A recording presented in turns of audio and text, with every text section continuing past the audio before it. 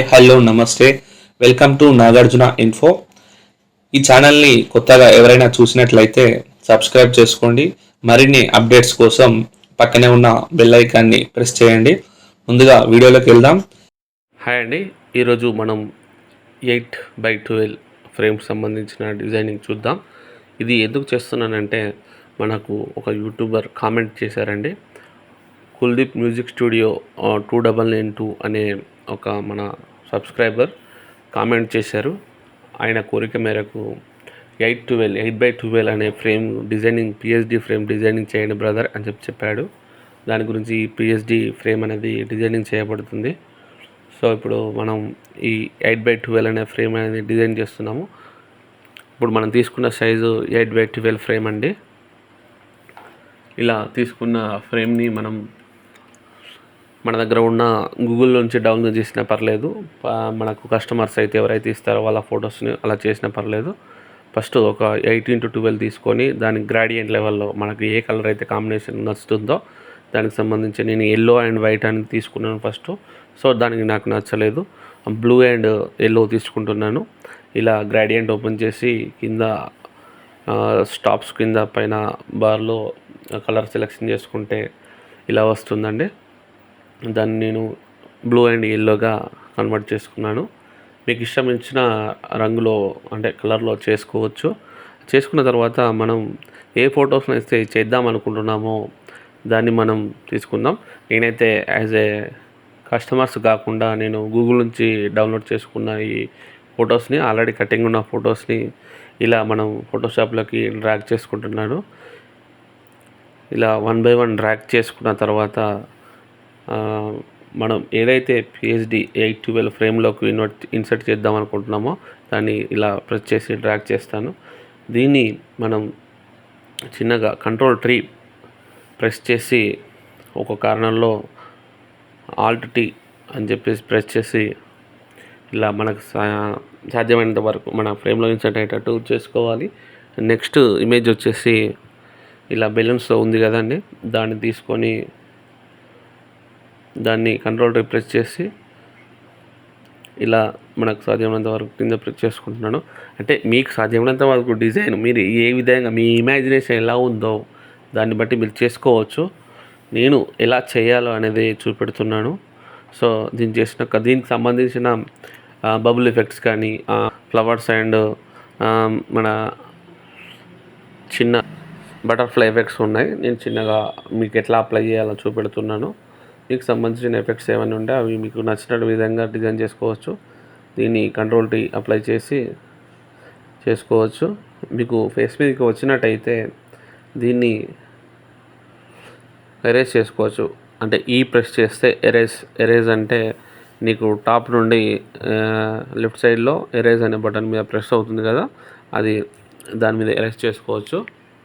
అలా ఎరేజ్ చేసుకున్నాక మీరు ఈ విధంగా ఎరేజ్ చేసుకోండి. తర్వాత మీరు ఎటువంటి ఆర్నమెంట్స్ అయితే వేసుకుందాం అనుకుంటున్నారో దాన్ని మీకు తగ్గట్టు అడ్జస్ట్ చేసుకొని చూసుకోండి. నేను ఇంకోటి ఫ్లవర్ బొకే ఇలాంటివి వేద్దాం అనుకుంటున్నాను. బట్ ఇక్కడ నేను పికాక్ సంబంధించిన వేస్తున్నాను. ఇలా ఇది డైమెన్షన్లో డౌన్లో ఉంది కాబట్టి రొటేట్ చేస్తున్నాను. 90 degrees అంటే 180 degrees రొటేట్ కావాలి కాబట్టి 90 + 90 180 degrees రొటేట్ చేసి ఇది కింద ఉన్న వాళ్ళ ఫేస్ మీదకి వచ్చింది కాబట్టి దాన్ని ఎరేజ్ చేయాలి. కాబట్టి ప్రెస్ చేసి మీన్స్ ఎరేజ్ అంటే మీకు ఫోటోగ్రాఫర్స్కి తెలిసే ఉంటుంది. ఇలా Ctrl+Alt+T ప్రెస్ చేసి మీకు సాధ్యమైనంత వరకు చూసుకొని దాన్ని ఎరేజ్ చేసుకోండి. ఇలా ఎవరి డిజైనింగ్ వాళ్ళదండి, నేను చేసినట్టే చేయాలని ఏం లేదు. నా దగ్గర ఉన్న క్లిప్ ఆర్ట్స్ని బట్టి నేను చేస్తున్నాను. ఒక ఫ్లవర్ బొకే తీసుకున్నాను, లీవ్స్ అండ్ ఫ్లవర్ బొకే. అలా ఇది తీసుకున్న వెంటనే మనకు ఇలా ఇమేజ్ మీకు డ్రాగ్ చేసుకొని Ctrl+Alt చేసి మినిమైజ్ చేసుకోండి. మీకు ఎక్కడ ఇష్టమైతే అక్కడ పెట్టుకోండి. యాక్చువల్గా నేను కింద అయితే బాగుంటుందని పెట్టాను, మీకు చూపెట్టడానికి మాత్రమే చేస్తున్నాను. ఓకే, ఇలానే చేయాలని ఏం రూల్ లేదు. నెక్స్ట్ ప్రెస్ చేసాక ఎరేజ్ చేస్తున్నాను. పైన ఉన్న ఇమేజ్ని డయాగ్నల్గా ఎరేజ్ చేస్తున్నాను. మీరు ఎరేజ్ చేసుకుంటే చేసుకోవచ్చు, లేకుంటే దాని మీద క్లిప్ ఆర్ట్ కూడా వేసుకొని కనబడకుండా చేసుకోవచ్చు.